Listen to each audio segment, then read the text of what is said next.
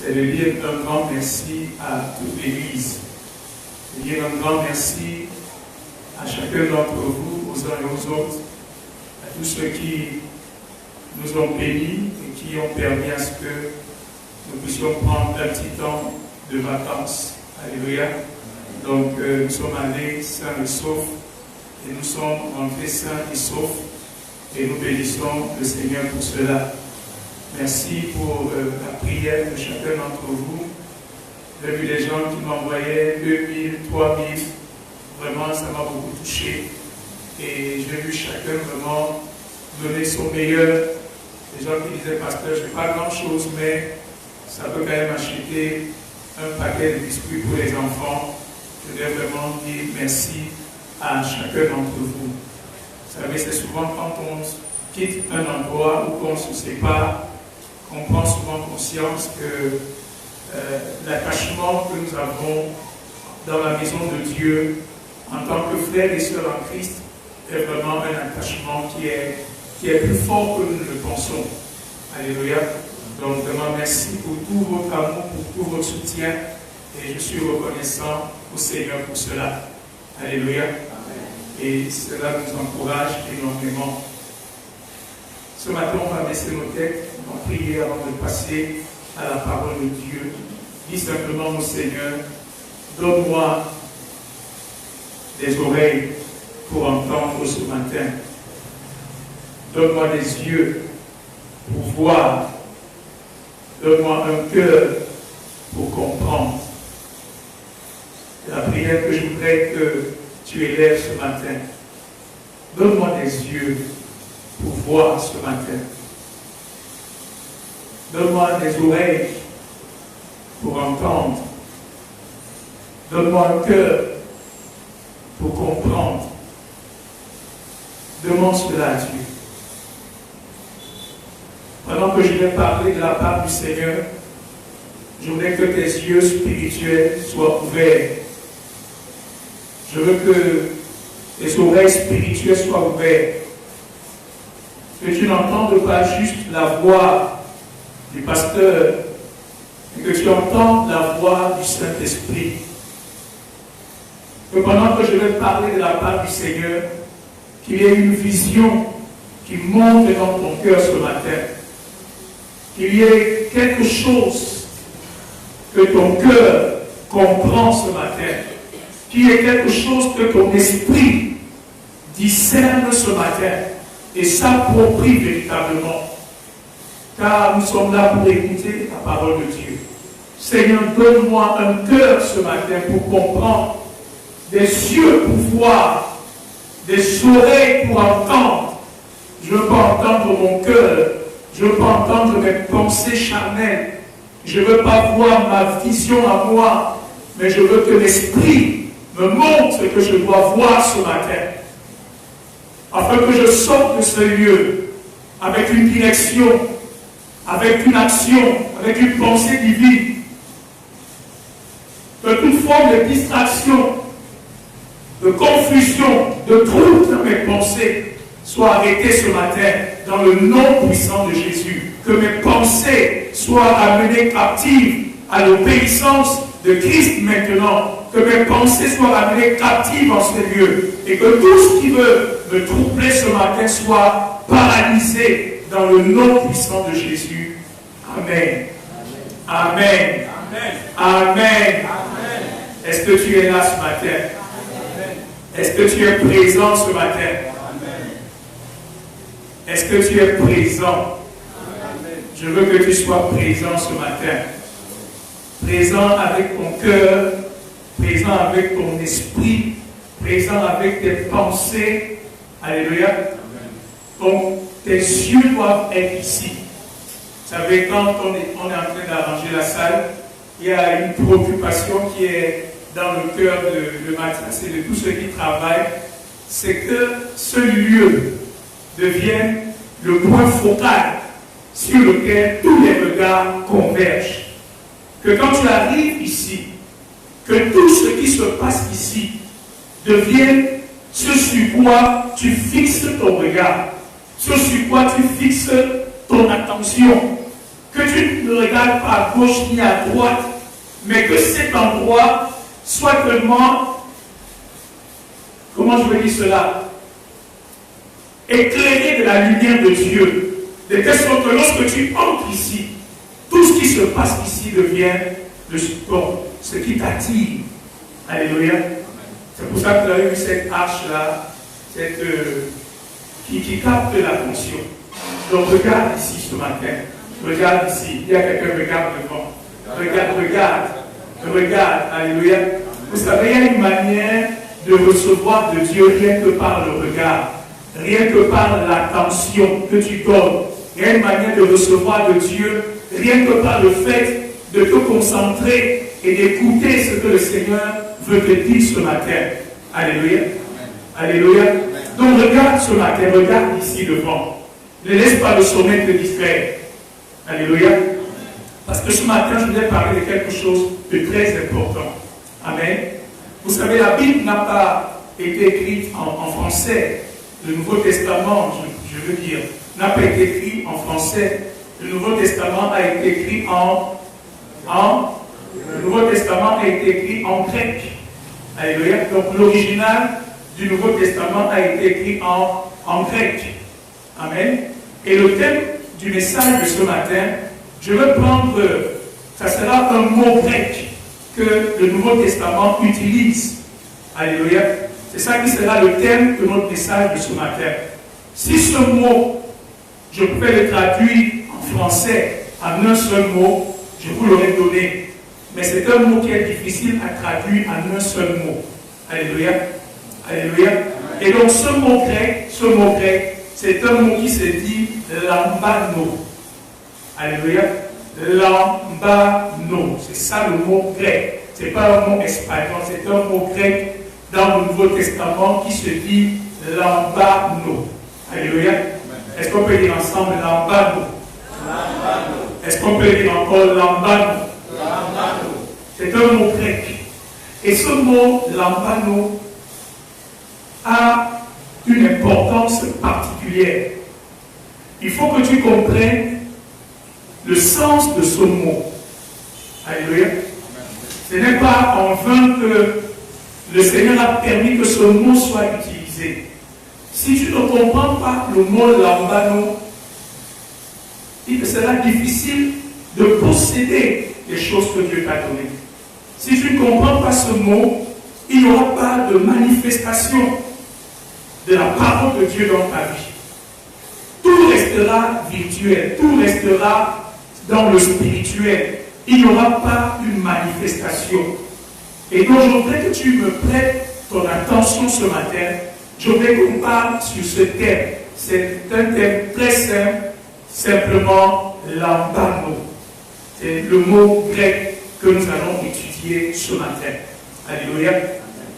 Je voudrais vous donner d'abord la définition et puis je vous donnerai un principe important que vous devez retenir ce matin. Et après, nous allons prendre quelques illustrations dans la parole de Dieu pour que vous puissiez comprendre la puissance de ce mot, la valeur de ce mot et l'importance de ce mot. Alléluia. Alléluia. Est-ce que nous sommes ensemble ce matin? C'est le mot lambano. Lambano, c'est un mot grec, je le répète. Et ce mot se trouve à plusieurs reprises dans la parole de Dieu. Alors dans le livre de 1 Timothée, le chapitre 6, le verset 12, un texte que nous connaissons très bien. 1 Timothée, chapitre 6, le verset 12. 1 Timothée, chapitre 6, verset 12. Vous y êtes? Est-ce que vous êtes à 1 Timothée 6, verset 12? Si tu es, je voudrais que tu lèves ta main. Je veux vraiment que tu sois présent ce matin. 1 Timothée, chapitre 6, verset 12. Est-ce qu'on peut lire ensemble?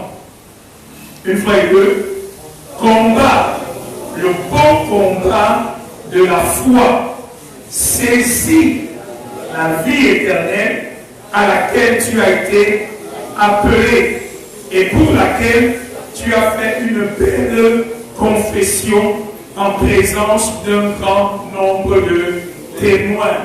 Paul dit à Timothée, combat le bon combat de la foi. Je voudrais encourager quelqu'un ce matin. Le combat de la foi est un bon combat. Alléluia. C'est un bon combat.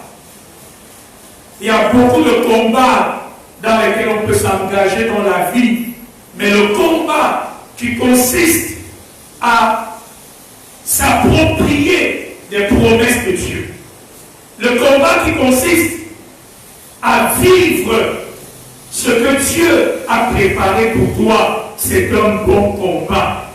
Le combat qui consiste à prendre les choses qui sont dans l'invisible pour les amener dans le visible, c'est un bon combat. Le combat qui consiste à prendre des bénédictions qui sont dans le spirituel pour les amener à se manifester dans ta vie, c'est un bon combat. Alléluia. C'est un bon combat. Le combat qui consiste, comme dit le pasteur Clarisse, à devenir tout ce que Dieu a prévu que tu sois, c'est un bon combat. Et je vais encourager quelqu'un ce matin, c'est un bon combat. Même si tu transpires, même si souvent tu souffres, même si c'est souvent dur, même si la chair souffre, mais sache que Dieu dit que c'est un bon combat. Alléluia. Dis-moi, c'est un bon combat. Même si tu te sens épuisé souvent, mais c'est un bon combat. Même si tu te sens souvent fatigué, mais c'est un bon combat. Même si souvent tu as l'impression que tu n'en peux plus, mais je te dis ce matin, le Seigneur dit c'est un bon combat. Alléluia. C'est un combat qui est digne d'être combattu. C'est une bataille qui est digne d'être combattue. Alléluia. C'est un bon combat.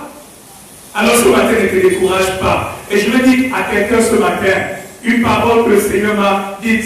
Je veux dire à quelqu'un ce matin que tu verras la manifestation du fruit de ton combat. Tu verras le fruit de cette bataille. Tu ne mourras pas sans voir le fruit de cette bataille dans ta vie. Il y a une bataille que tu livres. Il y a une bataille de la foi dans laquelle tu es engagé. Je te dis la part du Seigneur ce matin. Tu verras le fruit de cette bataille dans ta vie. Alléluia. Ce n'est pas juste une bataille pour batailler. C'est une bataille pour voir la main de Dieu dans ta vie. Anne a dit au prophète Élie, voici cet enfant pour lequel je priais. Je l'ai appelé Samuel. Pourquoi? Parce que je l'ai demandé à Dieu. Anne a bataillé dans la foi pour briser sa stérilité. Anne a bataillé dans la prière pour briser sa stérilité. Et à la fin, Anne est allée au temple et elle avait Samuel en prière. Voilà Samuel. Je dis à quelqu'un ce matin, tu auras Samuel. Alléluia. Alors c'est un bon combat. Parce que c'est un combat qui paye. Alléluia. Il y a des combats qui payent pour des bénéfices qui vont rester sur cette terre.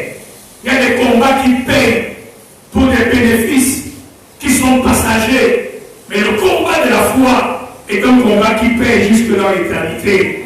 Le combat de la foi est un combat qui ne paye pas juste pour la vie présente, mais qui paye aussi jusqu'à la vie future. Donc, c'est un bon combat. Alléluia. Dis-moi, c'est un bon combat. Dis-moi, c'est un bon combat. Quand c'est un bon combat, tu tombes, tu te relèves. Quand c'est un bon combat, tu dis, je peux m'asseoir, je souffre quelques minutes, mais je me lève et je m'engage et je continue. Pourquoi? Parce que c'est un bon combat. Et Paul dit à Timothée, combat, le bon combat de la foi, fait quoi? Saisis la vie éternelle à laquelle tu as été appelé. Et le mot que Paul utilise ici pour traduire saisir, c'est le mot lambano. Ou si vous voulez, c'est un verbe en fait. C'est le verbe lambano. Il dit saisir En grec, c'est lambano, la vie éternelle. Saisis la vie éternelle. Alléluia. Alléluia. Il dit saisis la vie éternelle. Et je vais te donner un peu la définition de lambano, du verbe lambano. La première chose, c'est le désir et la volonté active de recevoir. Alléluia.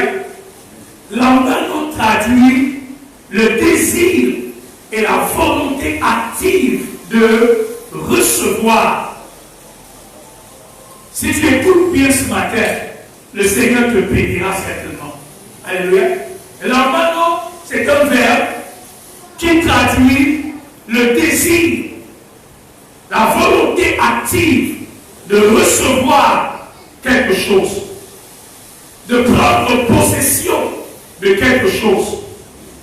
Alléluia. Est-ce que nous sommes ensemble ce matin? Amen. Je dis que lambano est un verbe qui traduit le désir et la volonté active de recevoir quelque chose, de prendre possession de quelque chose, de s'emparer de quelque chose. Alléluia.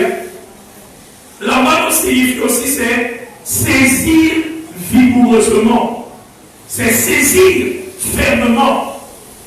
On te donne quelque chose, mais tu ne prends pas avec légèreté. Tu ne prends pas avec une main, mais tu le saisis vigoureusement. Tu le saisis fermement. Alléluia. L'idée c'est quoi? C'est que je saisis cette chose et je ne suis plus prêt à la lâcher.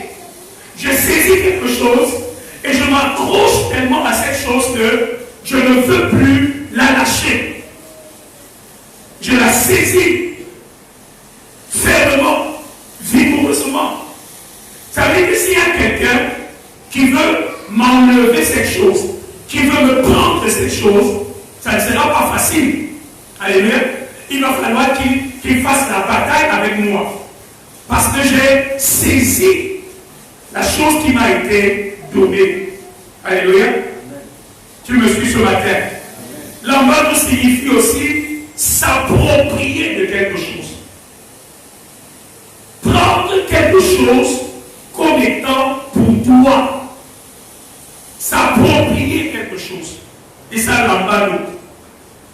Je prends quelque chose, on va dire que cette chose est à toi.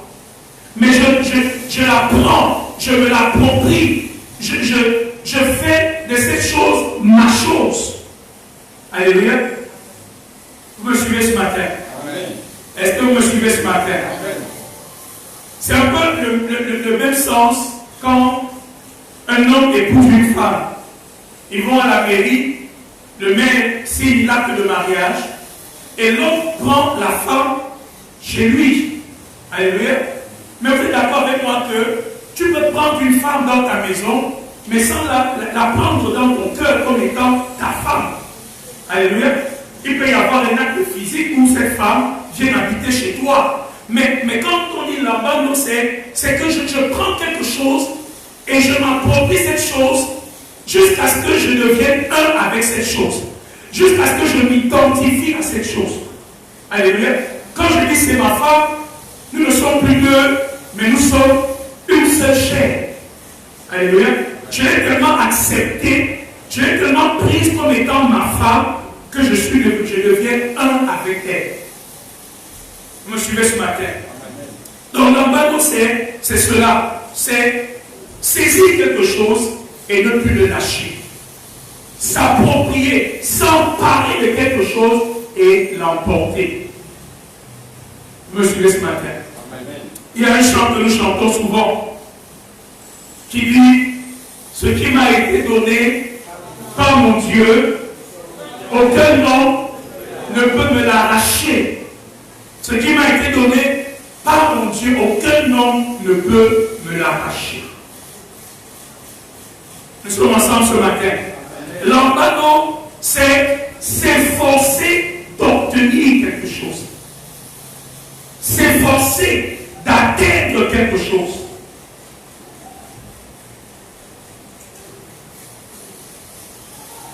C'est l'énergie, c'est la force, c'est l'engagement pour atteindre quelque chose, pour accomplir une entreprise.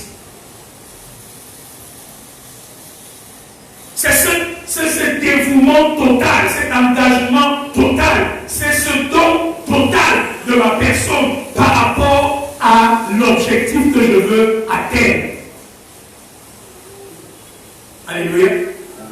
Donc c'est s'efforcer pour atteindre quelque chose. C'est s'efforcer d'obtenir quelque chose qui m'est donné. C'est être déterminé à ne pas rentrer les mains vides. Être déterminé à ne pas rentrer sans rien. Quand je m'engage, quand je cherche à atteindre un objectif, quand Dieu met devant moi une vision, quand Dieu me montre quelque chose, en me disant cette chose est à toi, je m'engage totalement à faire en sorte que cette chose que Dieu m'a montrée devienne mienne, devienne une réalité dans ma vie. Je ne tarde pas, je ne n'hésite pas, je ne traîne pas les pas, mais si Dieu me montre que voilà la vision que je mets devant toi, je me donne tout entier à cette vision. Quelqu'un me suit ce matin? Donc s'il vous plaît, là-bas dont nous parle en réalité de la manière dont nous recevons les choses que Dieu nous donne. La manière dont nous recevons les choses que Dieu nous donne. C'est en même temps une action, mais c'est aussi en même temps une attitude. Comment nous recevons tout ce que Dieu nous donne? Alléluia. Quelqu'un me suit ce matin? Amen. C'est ça la définition de Laban. C'est un homme, c'est l'image d'un homme qui est en train de courir et qui veut obtenir un prix, qui veut obtenir une couronne et qui est en train de donner tout ce qu'il a, qui est en train de donner tout ce qu'il est pour saisir cette couronne. Paul dit à Timothée, Dieu nous a donné la vie éternelle. Et je veux que tu saisisses cette vie éternelle. Je veux que tu ailles après cette vie éternelle. Je veux que tout ce qui est dans cette vie éternelle, que tu sois tellement motivé, tellement déterminé à vivre tout ce que cette vie éternelle représente. Parce que Dieu nous a donné la vie éternelle. Saisis-la. Empare-toi de cette vie éternelle. Possède-la. Elle a tellement de dimensions. Donc il faut que tu aies soif, un désir. Que cette vie éternelle que Dieu nous a donnée ne reste pas un vain mot pour toi. Peut-être pour les autres ça reste un mot. Mais pour toi, il faut que tu fasses tout pour que cette vie éternelle devienne une réalité pour toi. Il faut que tu fasses tout pour que cette vie dont Dieu parle, que tu puisses en jouir. Ne hésite sur aucun moyen. Ne hésite sur aucun sacrifice. Donne-toi tout entier et empare-toi de la vie éternelle. Alléluia. Donc l'abandon, c'est en même temps une attitude et en même temps une action. Ça nous parle de la manière dont nous recevons les choses que Dieu nous a données. Quelqu'un me suit ce matin? Quelqu'un me suit ce matin? Il faut l'embargo. Allez, si Dieu met quelque chose devant nous, frère, nous devons nous donner tout entier. Dieu t'a donné la vie éternelle, saisis-la.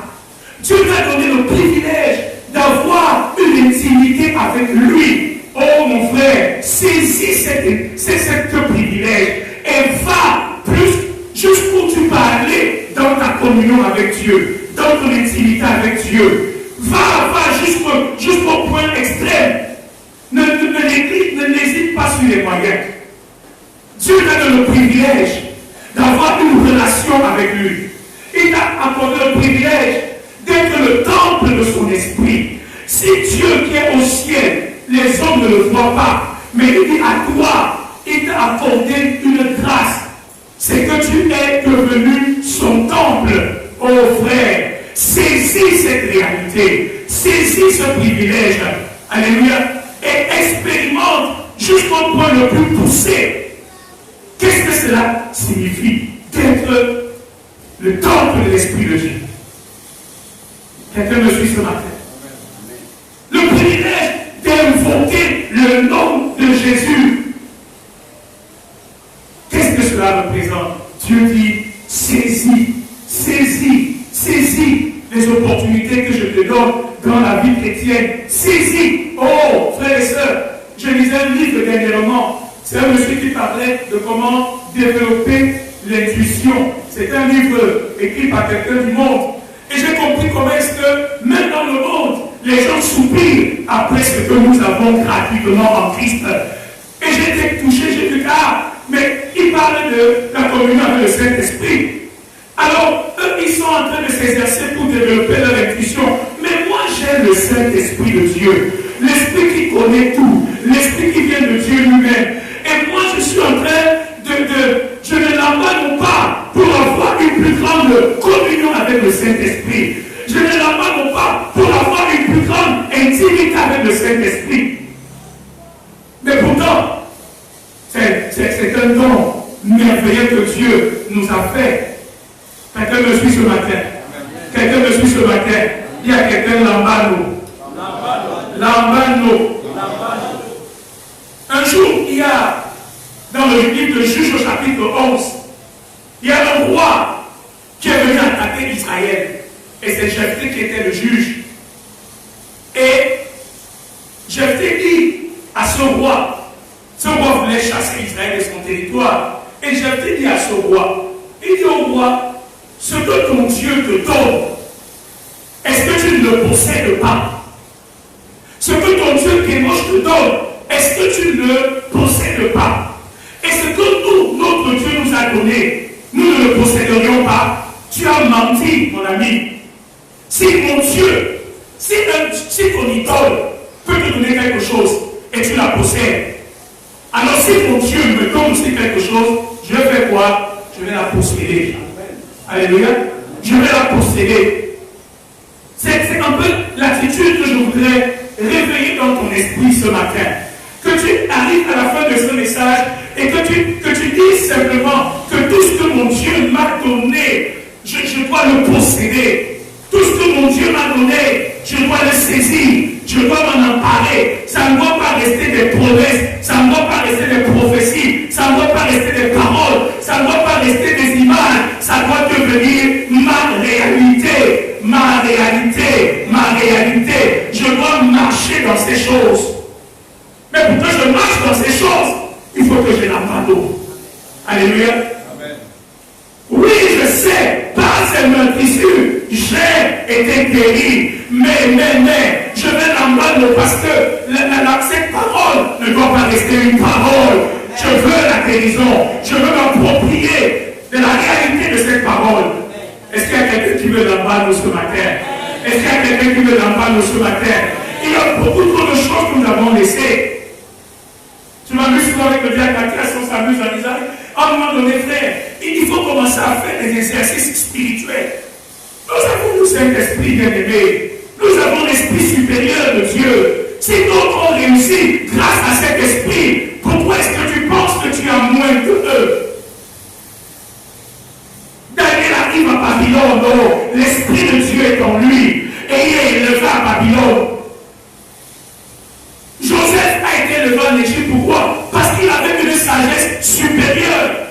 Et moi j'ai l'Esprit de Dieu en moi, frère. Je dois l'abandonner parce que les ressources du Saint-Esprit dans ma vie sont infiniment au-delà de ce que je peux imaginer. Parce que les capacités du Saint-Esprit sont infiniment au-delà de ce que tu peux penser. Oh frère, il faut l'abandonner. Les dons, les grâces, les capacités du Saint-Esprit ne sont pas là pour rester dans la Bible. Alléluia. Les prophéties, les dons de guérison, les dons de connaissance, la sagesse, l'onction, la puissance, ce n'est pas pour rester dans la Bible, c'est pour être manifesté dans ta vie. Est-ce que tu peux dire amen ce matin? Ton amen ne me convient reviens pas. Alléluia. Je veux qu'en sortant de ce service ce matin, qu'il y ait un homme, une femme ici qui va prendre une décision de qualité pour dire ce que mon Dieu m'a donné. Je veux marcher dans cette réalité. Regarde avec moi un verset dans Ésaïe 31, verset 4. Ésaïe 31, verset 4. Ésaïe 31, verset 4.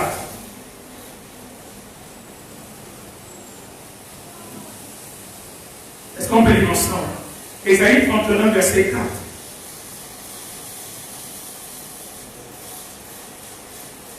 Qu'est-ce qu'il dit? Est-ce qu'on peut lire ensemble? Une fois et deux. Car ainsi m'a parlé l'Éternel, comme le lionceau rugit sur sa proie, et malgré tous les bergers assemblés contre lui, ne se laisse ni effrayer par leur voix, ni intimider par leur nombre. De même, l'Éternel des armées descendra pour combattre sur la montagne de Sion et sur sa colline. Écoute-moi, c'est la première partie qui m'intéresse. On dit que comme un lion rugit sur sa proie, le lion dit, Dieu m'a béni et il m'a donné ma nourriture, mon petit déjeuner. Et les bergers s'assemblent autour de lui pour l'effrayer, pour qu'il ne mange pas ce que son Dieu lui a donné. Les bergers se rassemblent autour de lui pour l'intimider. La Bible déclare que le lion, il dit que mon ami, vous avez menti, mon déjeuner là, je vais sauver le manger. Rassemblez-vous autour de moi comme vous voulez, intimidez-moi comme vous voulez, influencez-moi comme vous voulez, venez ensemble, venez en lui, mais ma délivrance est là, je vais sauver l'obtenir. Ma guérison là, je vais sauver l'obtenir. Venez m'intimider, mais je vous dis que votre jour sur ma vie sera brisé. Alléluia. Et je veux parler à quelqu'un ce matin. Vous savez, le diable aime nous intimider, nous influencer. On dit le lion est là. Reçois l'esprit du lion ce matin. Reçois l'esprit du lion ce matin. Qui ne se laisse ni intimider, ni effrayer par la colère de l'ennemi, par les représailles, par les histoires qui mettent à gauche à droite dans ta vie. Dis-lui, mon ami, je suis dans la bataille. Et la bataille, s'il n'a qu'une manière de finir, c'est que moi, je vais sortir de ta servitude. C'est que je briserai ton jour sur ma vie. Intimide-moi comme tu veux. Effraie-moi comme tu veux. Trouve-moi comme tu veux. Mais je suis dans la bataille. Et je briserai ton jour sur ma vie. Quelqu'un me suit ce matin. Le diable est intimidé. Vous savez, souvent quand on était petit, il y a certains enfants. Quand ils veulent faire quelque chose, en fait, l'enfant s'arrête. Mais à d'autres enfants, tu vas faire ta bouche va sortir, l'enfant va se toucher, il va coucher. Et il y a d'autres, vous vous rappelez l'histoire de que l'évêque nous raconte souvent quand ils étaient petits, leur oncle qui venait manger à la maison. Et pendant que leur oncle mangeait, les gars s'asseyaient à deux devant leur oncle et ils jetaient des regards noirs, des regards de colère. Et ils influençaient leur oncle rien qu'avec le regard. Et l'oncle appelait sa soeur pour lui, je n'ai plus faim. Et les enfants plongeaient sur la nourriture, frère. C'est ce que le diable fait souvent. C'est un lion rugissant. Il veut t'influencer, il veut t'intimider. Quand tu commences à prier, il soulève quelque chose autour de toi. Pour te dire, mon ami, c'est dangereux. Il faut arrêter de prier, frère. Je suis dans la bataille. Je reçois l'esprit du lion ce matin. Qui ne se laisse ni effrayer, ni intimider par le nombre de bergers qui l'entourent, par le nombre de ceux qui l'entourent. Mais je dis que la bataille là, je vais la livrer jusqu'au bout. Quelqu'un me suit sur la terre. Ne te laisse pas effrayer. C'est important, ne te laisse pas effrayer. Sois déterminé dans cette bataille. Alors ce matin, je voudrais vous montrer un principe qu'il faut comprendre. C'est ce qui fait souvent la différence dans la vie des chrétiens, dans la vie de ceux qui font des choses avec Dieu. C'est un principe important. Alléluia. Nous sommes ensemble. Je vous ai parlé de la définition de l'ambano. Je vous ai montré un peu le sens. On va revenir tout à l'heure avec des exemples. Mais je vous montre maintenant, comme deuxième point, un principe important de la parole de Dieu qu'il faut que tu comprennes. Il faut que tu intègres ce principe. Alléluia. La question est, comment est-ce que Dieu nous donne les choses qu'il nous donne? Si je peux me permettre de parler de cette manière, comment est-ce que Dieu nous donne les choses? Comment est-ce que Dieu nous donne les bénédictions? Comment est-ce que Dieu nous donne ce qu'il nous... Quand Dieu veut nous donner quelque chose, comment il le fait? Alléluia. Et écoute-moi bien ce matin, parce que souvent beaucoup de chrétiens sont troublés par rapport à cela. Comment Dieu nous donne les choses? Dieu ne met pas les choses entre nos mains, mais Dieu met les choses à notre portée. Retiens cela. Dieu ne met pas les choses dans ta main, mais Dieu met les choses à ta portée. Tout ce que Dieu nous donne, il ne le met pas dans nos mains, mais il le met à notre portée. Qu'est-ce que ça signifie? Qu'est-ce que ça signifie? Est-ce que je peux m'asseoir sur la terre? Amen. Dieu met les choses à notre portée. Ça veut dire quoi? Qu'est-ce que quelqu'un peut m'aider ce matin? Oui. Ça veut... Oui, on doit faire des efforts, mais avant, ça signifie quoi? Ça veut dire que Dieu met les choses à un endroit où tu peux les obtenir. Alléluia. Quand quelque chose est à la portée de ta main, ça veut dire que tu peux tendre la main et prendre cette chose. Donc Dieu ne met pas les choses dans ta main, mais Dieu met les choses à ta portée. Alléluia. Je veux que tu comprennes ce principe. Dieu met les choses à notre disposition. Dieu rend ces bénédictions accessibles. Ça ne tombe pas dans ta bouche pendant que tu dors. Ça ne tombe pas dans ton plat pendant que tu es couché. Mais le Seigneur rend la chose accessible. Le Seigneur rend la chose disponible. Il la met à portée de ta main. Vous me suivez ce matin? Si tu comprends ce principe, je t'assure que ça va faire une grande différence dans ta manière de marcher avec Dieu. Il met les choses à ma portée. Il met les choses à ma disposition. Il rend les choses accessibles. Je vous donne un exemple.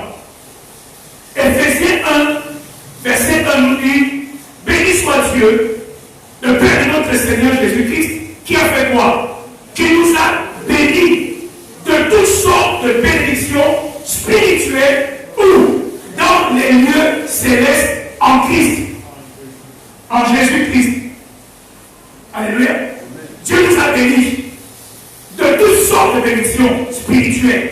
Et ces bénédictions sont où? Elles sont dans les lieux célestes en Jésus. Alléluia. Et au chapitre 2, la Bible dit quoi? Dieu nous a ressuscités ensemble avec Christ et a fait quoi? Et nous a fait asseoir dans les lieux célestes en Christ. Ça veut dire quoi? Dieu a dressé la table. La table est dans les lieux célestes. Alléluia. Mais tu ne peux pas manger à cette table si tu n'es pas assis à la table. Et il a fait la deuxième chose. Il t'a maintenant ressuscité et il t'a placé en Christ dans les lieux célestes. Qui va faire le mangement? C'est Dieu qui va venir faire le mangement. Il t'a déjà béni. Cette bénédiction, elle est où? Elle est en Christ. Elle est dans le spirituel. Maintenant, il t'a ressuscité et il t'a fait asseoir en Christ dans les lieux célestes. La table est devant toi. Dressée avec toutes les bénédictions. Oh, j'aurais pu dire, mais Seigneur, pourquoi est-ce que ces choses sont dans le spirituel? Oh Seigneur, pourquoi est-ce que non? Il t'a mis ça parce que c'est un être spirituel. Et ces bénédictions sont de nature spirituelle.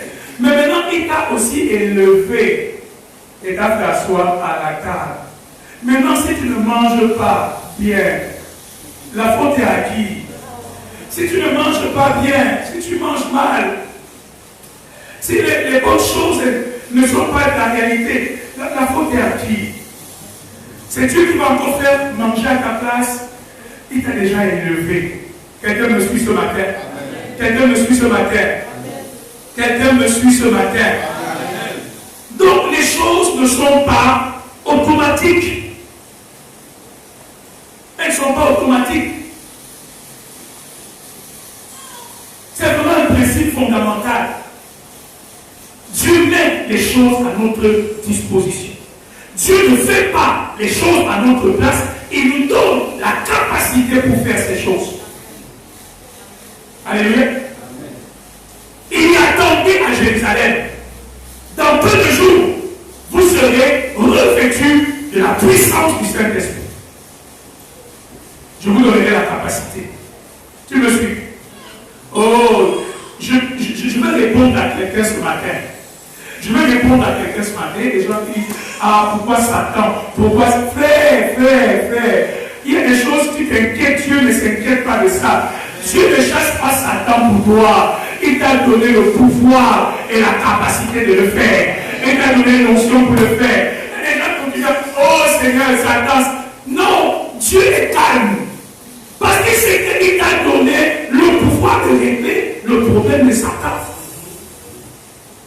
Si maintenant, tu ne l'as pas pour expérimenter la puissance de Dieu dans ta vie et régler le problème de Satan, la faute est à qui? Arrêtez de vous plaindre de beaucoup de choses. Dieu ne se plaint pas. Dieu dit, je vais répondre à quelqu'un ce matin, frère, le diable il est encore là, la bataille est encore là. C'est parce que Dieu sait que tu as ce qu'il faut pour ça. Amen. Alléluia. Amen. Tu as ce qu'il faut pour ça. Elle est là, tu as ce qu'il faut. Il ne fait pas la bataille pour toi, il t'équipe pour la bataille. C'est pourquoi on a vu vendredi, David dit, le Seigneur me sert de force pour le combat. Il ouvre ma tête et je reçois une force surhumaine et je brise mes ennemis, je brise mes adversaires. Mais pourquoi il est toujours là? C'est parce que tu ne l'as pas suffisamment jusqu'à ce que l'onction de Dieu et la puissance de Dieu deviennent une réalité dans ta vie. Mais Dieu est là. Je vous ai donné le pouvoir de faire quoi? De faire quoi? De marcher sur les serpents, sur les scorpions et sur toute la puissance de l'ennemi. Et rien ne pourra vous nuire. Oh, il y a quelqu'un qui va régler son problème à l'ennemi. Quand il va comprendre qu'il doit l'embargo jusqu'à ce que le Seigneur dit, assieds-toi à ma droite jusqu'à ce que je fasse de tes ennemis ton marche-pied. Quelqu'un me suit ce matin? Je n'ai pas assez de temps. Je vais aller rapidement. Je vais vous montrer quelques exemples dans la Bible. Le premier exemple est très simple, nous le connaissons. La Bible parle de la femme à la perte de sang. La Bible déclare que cette femme avait souffert pendant des années.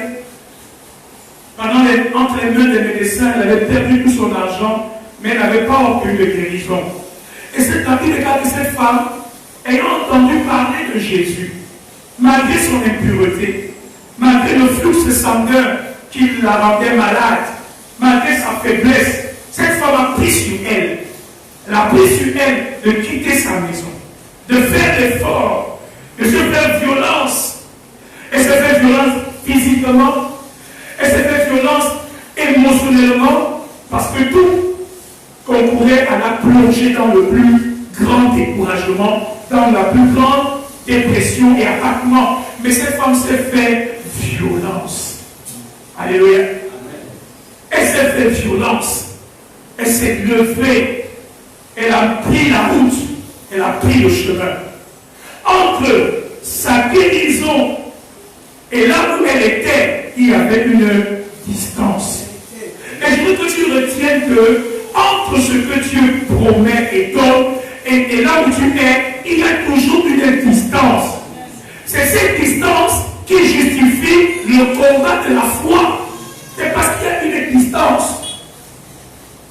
Et cette femme a pris sur elle. Elle est allée, elle a forcé la foule, elle a bousculé, elle a déclaré à un moment donné, elle a touché le pan du vêtement du Seigneur. Et à l'instant où elle a touché le vêtement du Seigneur, la Bible déclare qu'elle a été instantanément guérie. Pourquoi? Jésus a senti senti qu'il y a une force qui était en lui et qui est sortie pour toucher cette femme. Je voudrais insister là-dessus ce matin, frères et sœurs. Voilà le genre de toucher que le Seigneur attend de chacun de nous. Alléluia. Il y a une manière de toucher Dieu qui amène un transfert de ce qui se trouve en Dieu pour que cela passe en toi. Alléluia. Le mot ici, que c'est toucher ici, a un peu le même sens que le mot là-bas, même s'il est différent, mais c'est la même attitude. Toucher ici, ça veut dire qu'elle s'est connectée à Jésus. Elle s'est attachée à lui. Elle a saisi le vêtement de Jésus. Suis-moi bien ce matin. Ce n'était pas juste un acte physique, mais ce qui était important, c'était l'intention qui était dans son cœur. C'était l'intensité du désir qui était dans son cœur. Lorsqu'elle a touché Jésus, elle s'est connectée à lui. Et il y a eu transfert. La guérison qui était en Jésus est passée dans son cœur, dans son corps. Elle a été instantanément guérie. Comment tu touches le Seigneur? Comment tu touches le Seigneur? Il y a une manière de prier qui ne produit pas, qui ne provoque pas un transfert de la grâce dans ta vie. Il y a une manière de servir qui ne provoque pas un transfert dans ta vie. Il y a une manière de donner qui ne provoque pas un transfert dans ta vie. Mais il y a aussi une autre manière.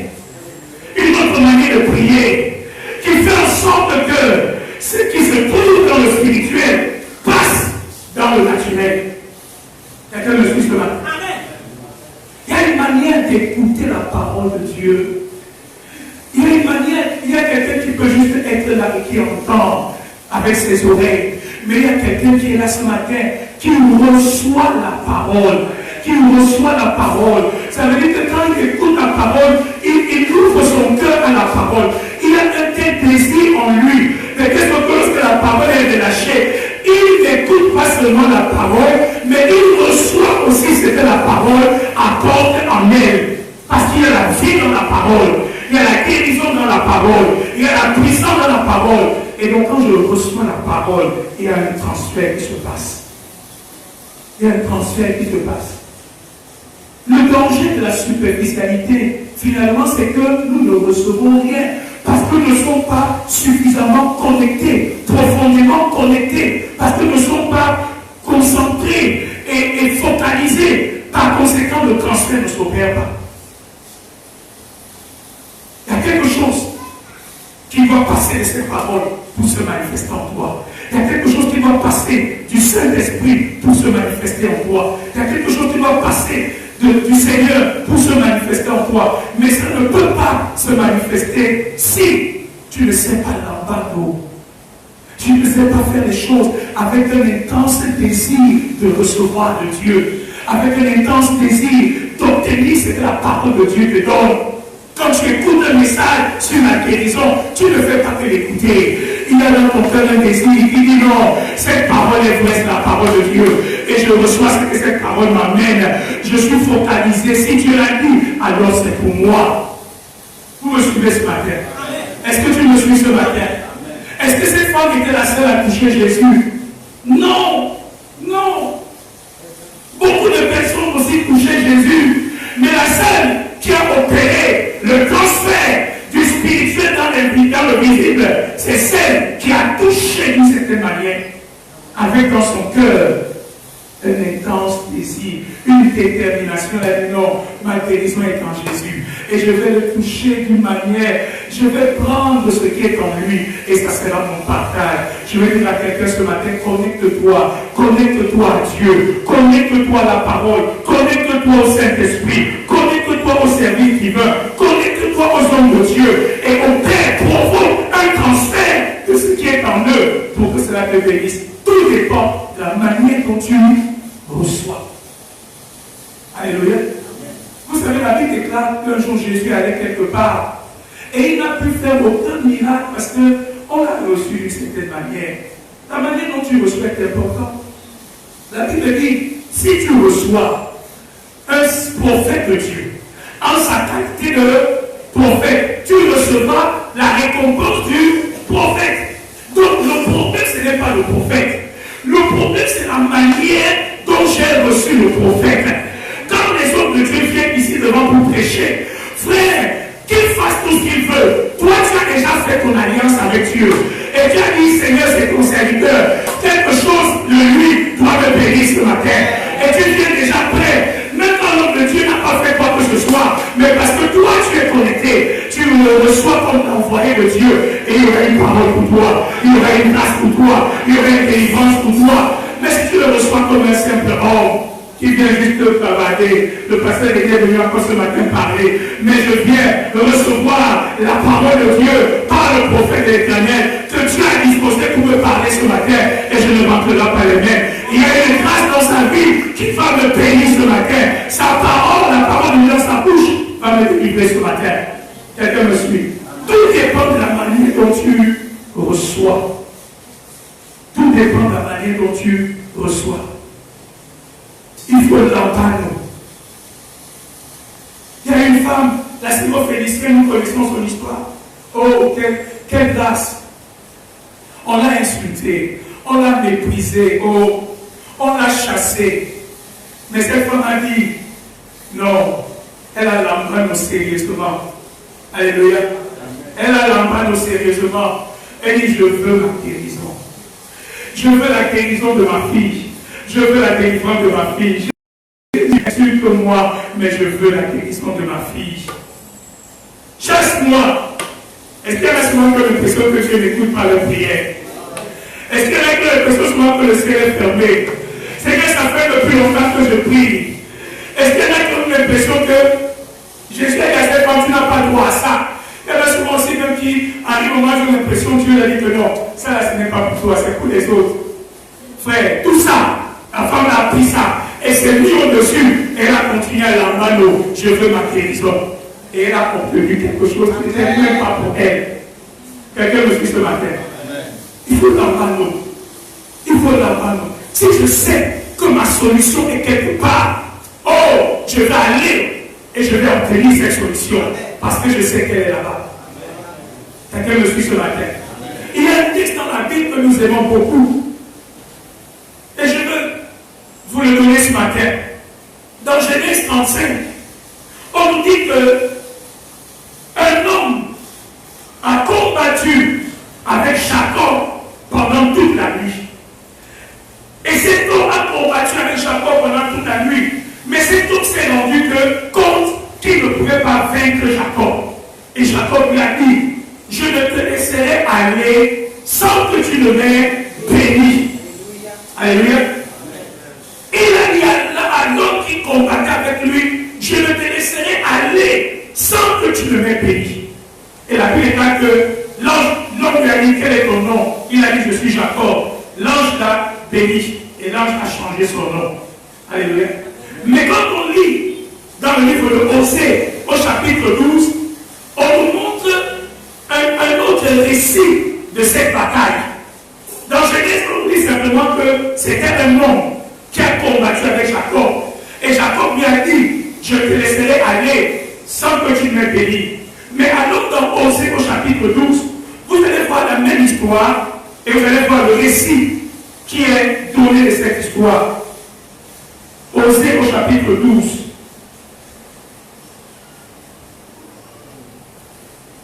Osée au chapitre 12.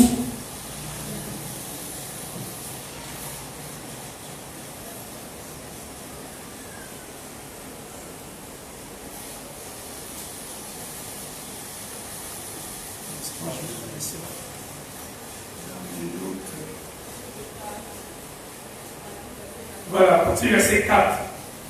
Est-ce qu'on peut lire ensemble? On nous dit, dans le sein maternel, Jacob saisit son frère par le talon, et dans sa vigueur, il lutta avec Dieu. Genèse nous dit qu'il a combattu avec un homme. Mais ici, on nous dit qu'en réalité, Jacob a combattu avec Dieu. En réalité, il a combattu avec l'ange de l'Éternel. Il a combattu, il a lutté avec Dieu. Et on nous dit que, verset 5, il lutta avec l'ange et il fut vainqueur. Il pleura et lui adressa des supplications. Jacob l'avait trouvé à Bethel et c'est là que Dieu nous a parlé. Écoutez-moi bien. On nous donne un élément très important ici. Parce que dans Genèse, on nous dit seulement que Jacob a dit, je te laisserai aller sans que tu me m'aies béni. Alléluia. Mais ici dans Osée, on nous dit que Jacob a fait quoi? Il a pleuré. Il a adressé des supplications. Il a imploré. Il a invoqué. Il a dit non, non, non, non. Il a supplié. Voilà comment Jacob a vaincu dans cette bataille contre l'ange. C'est la victoire de la prière de la foi. C'est la victoire de ceux qui s'attachent à Dieu dans la prière et dans la foi. Je veux parler à quelqu'un ce matin. Il y a une manière de lutter avec Dieu et d'être vainqueur. Alléluia. Il y a une classe de personnes. Il y a des Jacob qui savent comment lutter avec Dieu. Ce n'est pas une bataille physique. Ce n'est pas une bataille de non, non, non. C'est de dire à ton Dieu, je te laisserai aller sans que tu ne m'aies béni. Je te laisserai aller sans que tu ne m'aies béni. Jacob a pleuré. Je disais vendredi, frère, très peu d'entre nous savent prier de cette manière aujourd'hui.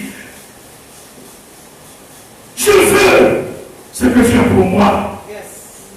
C'est la bénédiction de l'Éternel qui enrichit. Et c'est cela que je veux dans ma vie. Et je veux suivre aucun chacun. Je ne veux pas que l'homme tire la gloire dans ma vie. Je veux que Dieu tire la gloire dans ma vie. Et je te laisserai aller jusqu'à ce que ton appel, ta promesse dans ma vie devienne une réalité. Jacob s'approche à Dieu. C'est pour ça qu'on dit que, on dit à la suite du verset, Jacob l'a trouvé à Bethel. Pourquoi Bethel? Parce que c'est à Bethel que Dieu avait fait des promesses à Jacob. Et ici, là maintenant, le même Dieu a fait le lutter avec Jacob pour le finir. Jacob dit, mon ami, tu ne peux pas me tuer. Alléluia. Parce qu'à Bethel, tu m'as promis la bénédiction. Tu m'as dit que tu ne pourrais pas sans que tu aies accompli ce que tu m'as promis. Alors, Seigneur, je suis prêt à lutter avec toi. Je sais que tu es un Dieu de fidélité. Je sais que tu n'es pas un homme pour mentir, ni un fils de l'homme pour te repentir. Et Jacob s'approche à Dieu, dit mon ami, c'est ta parole. Est-ce qu'il y a une génération de Jacob ce matin? Je suis venu parler à des Jacob ce matin qui sont prêts à dire, Seigneur, par la prière, par la foi, par la supplication, en appuyant sur ta parole.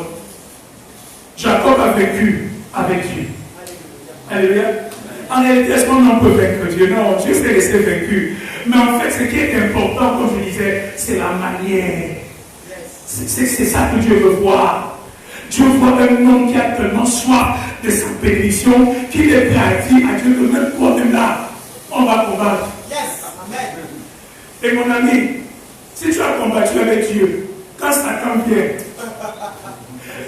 écoute, si j'ai combattu avec ton Créateur, et toi maintenant tu viens, mon ami, je vais te dire, c'est mon petit doigt qui va te porter. Parce que j'ai combattu avec Dieu dans la prière, dans l'intercession, et j'ai vaincu. C'est toi qui vas venir dire que je n'aurais pas. Jacob a vaincu. Il y a un autre homme qui a combattu avec Dieu et qui a vaincu. Cet homme s'appelle Moïse. Un jour, Dieu vient voir Moïse. Dieu est fâché. Dieu dit à Moïse, oh, je vais exterminer les enfants d'Israël. Ils ont vraiment péché contre moi. Ils m'ont déshonoré. Ils m'ont vraiment touché là où ça fait mal. Je vais les exterminer d'un seul coup. Et je vais susciter une autre nation. Jacob dit, Seigneur. Et Moïse dit, Seigneur, est-ce que je peux dire un mot? Il dit, pas, tu es mon serviteur. Il dit que, Seigneur, si tu détruis le peuple ici maintenant, les Égyptiens vont apprendre que ton peuple que tu as fait sortir d'Égypte là, par ta main puissante, ils ont fait des signes de prodiges, et tu viens maintenant ici au désert, tu extermines ce peuple. Les Égyptiens vont dire que toi, Dieu là, tu étais incapable accompli ta promesse. C'est pour ça qu'arrivé en route, tu as dit que mon ami, c'est trop dur.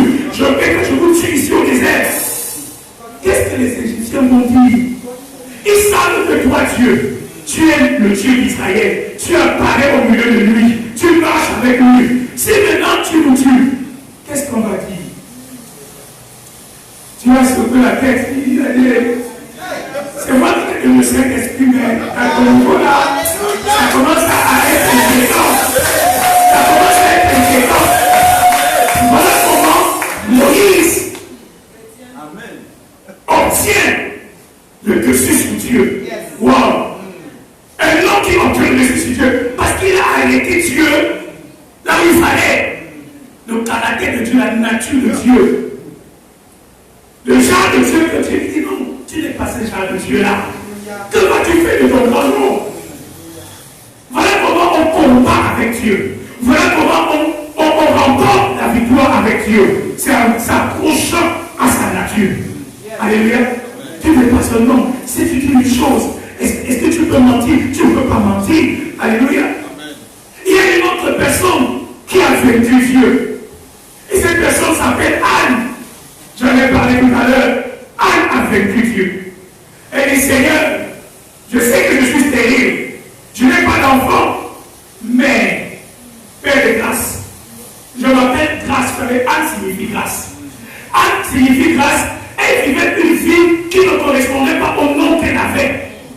Et elle dit, papa, si tu me donnes un enfant, je vais prendre cet enfant et je vais te le prêter tous les jours de sa vie. C'est là à toi. Papa, quand elle dit, waouh, elle vient de me gagner.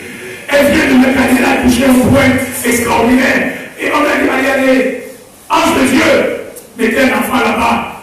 Voilà comment cette femme, elle a vaincu Dieu. Je veux qu'on ajoute ton nom sur la liste de ceux qui ont lutté avec Dieu et qui ont vaincu, de ceux qui ont combattu avec Dieu et qui ont vaincu. Pas parce que Dieu est chiche, pas parce que Dieu est méchant, pas parce que Dieu ne veut pas, mais ils ont appris qu'il y a une dimension en Dieu qui veut qu'un homme aille poursuivre, recherche les choses que Dieu lui a données. Dieu veut voir cet élan. Dieu veut voir cette passion. Dieu veut voir cet engagement. Dieu veut voir ça. Le drame du christianisme aujourd'hui, c'est nous pensons que tout est automatique. Et nous avons une vie chrétienne passive. Dieu, il y a bien différent de recevoir et prendre. Et ici, je vous parle d'une action. Alléluia. Est-ce qu'il y a quelqu'un qui est comme Jacob ce matin? Amen. Alléluia. Amen. Il a combattu avec Dieu et il a vaincu. Il s'est humilié. Il dit, papa, je ne suis peut-être pas digne, mais ton nom est invoqué dans ma vie. Je n'ai peut-être pas ceci ou cela, mais je sais que tu es un Dieu qui est vrai. N'as-tu pas promis? Alléluia. Christ n'est-il pas mort à la croix pour moi? N'as-tu pas versé son sang? Non, ces choses, tu ne les as pas fait qu'en vain. Mais il y a ma guérison dans cela. Il y a ma destinée dans cela. Voilà comment un homme combat avec Dieu. Est-ce qu'il y a des lutteurs de Dieu ce matin? Est-ce qu'il y a des lutteurs avec Dieu? Des gens qui me regardent comme s'ils ont jeté l'éponge depuis. Ils ont dit, ah, si Dieu veut, il fait. Si Dieu ne veut pas, il ne fait pas. Mais moi encore, savez-vous, dans la nature humaine, moi je suis un peu comme ça. Souvent je m'évite de demander certaines choses parce que je n'ai pas envie d'être frustré et déçu. Et souvent je me mets quand même une discipline. Il y a des choses que je ne demande pas, je passe sur le plan naturel. Parce que je n'ai pas envie qu'on me dise non, je n'ai pas envie d'être frustré dans ma demande. Et à un moment donné, je laisse tomber. Nous n'ayons pas la même attitude avec le Seigneur. Alléluia. Alléluia. Même si ça a pris combien de temps, demande, cherche, frappe, ouvre, frappe. Il dit si tu frappes, on m'ouvriras. Tu cherches, tu trouveras. Quelqu'un me suit ce matin. J'avais un dernier exemple à vous donner. Peut-être qu'on y reviendra prochainement, mais très rapidement, c'est un homme extraordinaire que nous connaissons dans la Bible. Il s'appelle l'apôtre Paul. Alléluia. Lui, alors, c'est vraiment l'exemple, le prototype même de la Bible. Vous me suivez ce matin?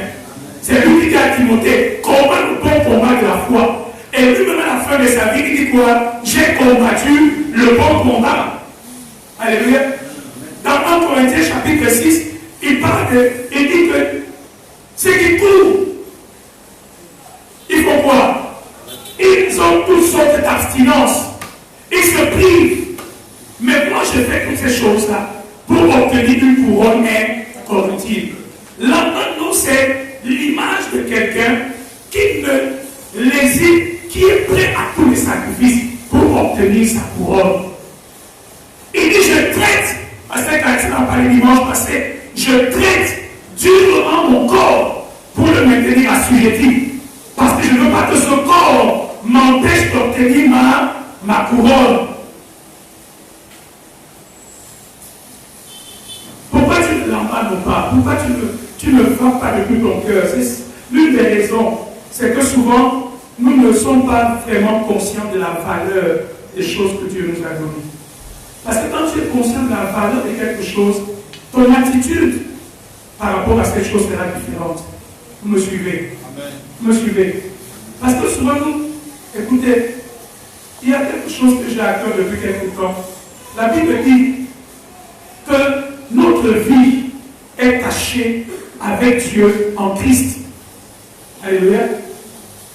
Et si donc notre vie est cachée avec Dieu en Christ, faisons quoi? Aspirons aux choses d'en haut. Ta vie aujourd'hui n'est pas une vie naturelle. Ta vie est une vie spirituelle. Ta vie est en Christ. Et si ta vie est en Christ, et que tu connais la valeur de ce que cela représente, alors aspire aux choses de l'esprit. Alors aspire aux choses d'en haut. Arrête de mourir et d'entretenir la chair. Parce que la chair ne te profitera de rien. Les choses de la chair sont passagères. Les choses de la chair ne comptent pas parfaitement. Mais les choses de l'esprit comptent parfaitement. Ta vie est spirituelle. C'est pour ça que la Bible déclare, l'homme ne vivra pas de pain seulement, mais de toute parole qui sort de la bouche de l'Éternel. C'est parce que tu sais que en toi, il y a une vie spirituelle qui ne peut pas être entretenue avec la viande, mais qui a besoin d'être entretenue avec la parole de Dieu. Alléluia. Donc, aspire aux choses d'en haut.